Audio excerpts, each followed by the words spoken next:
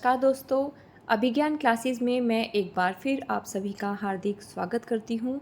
I hope so आप बहुत अच्छे होंगे और अच्छे से पढ़ाई कर रहे होंगे। चलिए तो आज का लेक्चर स्टार्ट करते हैं। प्रश्न नंबर 151, निम्नलिखित में से कौन सी रचना विद्यापति की नहीं है? यहाँ हम सभी जानते हैं कि कीर्तिलता, पदावली और कीर्ति पताका ये तीनों ही रचनाएं विद्यापति जी की हैं, जबकि जयमयंक जस चंद्रिका यह रचना विद्यापति की नहीं है। इसके रचनाकार मधुकर भट्ट हैं।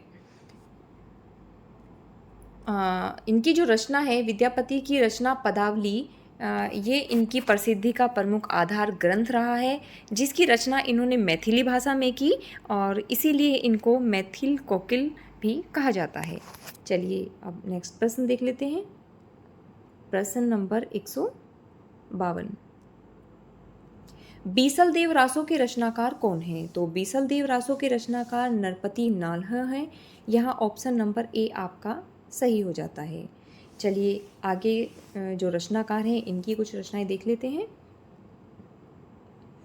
चंद्रबरदाई ने पृथ्वीराज रासों की रचना की, तो वहीं धनपाल ने भविष्यत कहा। जयानक ने पृथ्वीराज विजय की रचना की है। चलिए प्रश्न नंबर 153 देख लेते हैं। विद्यापति किसके आश्रित कवि थे? तो विद्यापति शिव सिंह के आश्रित कवि थे। ऑप्शन नंबर सी सही हो जाता है। व्याख्या देख लेते हैं। विद्यापति तिरहुत के राजा शिव सिंह के आश्रित कवि थे। आचार्य रामचंद्र शुक्ल ने अपने इतिहास ग्रंथ हिंदी साहित्य का इतिहास में लिखा है कि विद्यापति संवत 1460 में तिरहुत के राजा शिव सिंह के यहाँ वर्तमान थे। चलिए प्रश्न नंबर 154 देख लेते हैं। पृथ्वीराज किसके प्रति अनुरक्त था? तो पृथ्वीराज संयोगिता के प्रति अनुरक्त थे। यहाँ ऑप्शन नंबर सी सही हो जाता है। पृथ्वीराज की वीरता तथा प्रणय कथा को आधार बनाकर चंद्रबरदाई ने पृथ्वीराज रासो नामक महाकाव्य की रचना की, जबकि पद्मिनी जायसी कृत पद्मावत की नायिका है। चलिए नेक्स्ट प्रश्न देख लेते हैं। प्रश्न नंबर 155, नाथ संप्रदाय में हठ योग का क्या अर्थ है? तो नाथ संप्रदाय में ह का अर्थ सूर्य और ठ का अर्थ चंद्र है तथा इन दोनों के योग को ही हठ योग कहते हैं। चलिए नेक्स्ट प्रश्न देख लेते हैं। प्रश्न नंबर 156, निम्नलिखित में से किसका संबंध सिद्ध साहित्य से नहीं है? तो हम सभी जानते हैं कि सरहपा, कुकुरिपा और सबरपा इन सभी का संबंध सिद्ध साहित्य से है, जबकि गोपीचंद का संबंध सिद्ध साहित्य से नहीं है। यहाँ इसकी एक पहचान और है। सिद्ध साहित्य से संबंधित जितने भी रचनाकार रहे हैं उन सभी के नाम के पीछे पा लगता है, जैसे कि सरहपा, सबरपा, लुईपा, इस तरीके से इसकी पहचान की जा सकती है। चलिए नेक्स्ट प्रश्न देख लेते हैं।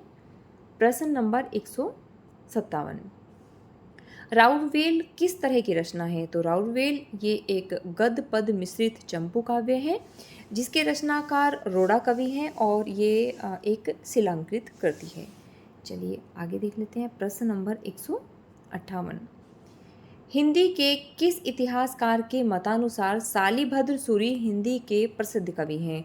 तो सालिभद्र सूरी जो है को डॉक्टर रामकुमार वर्मा ने हिंदी का प्रथम कवि स्वीकार किया है।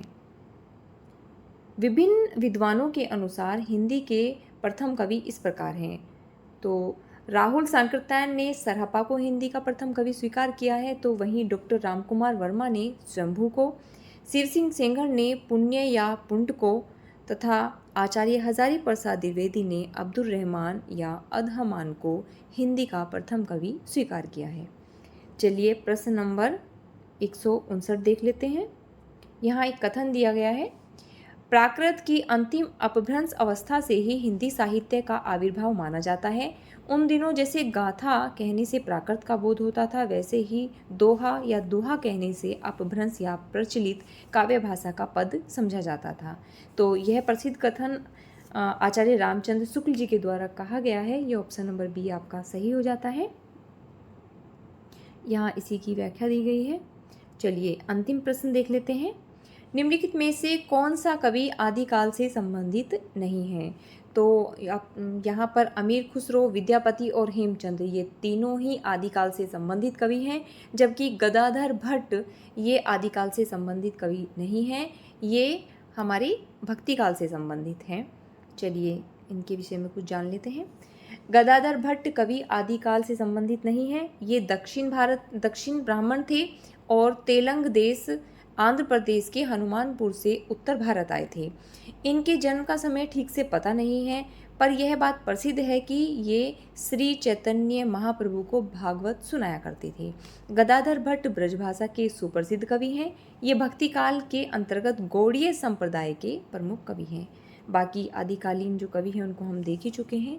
तो चलिए दोस्तों, आज का लेक्चर यहीं समाप्त करते हैं। अब मेरा ये प्रयास आपको अच्छा लग रहा है तो प्लीज़ इसे लाइक, शेयर और सब्सक्राइब कीजिएगा। Thanks for watching.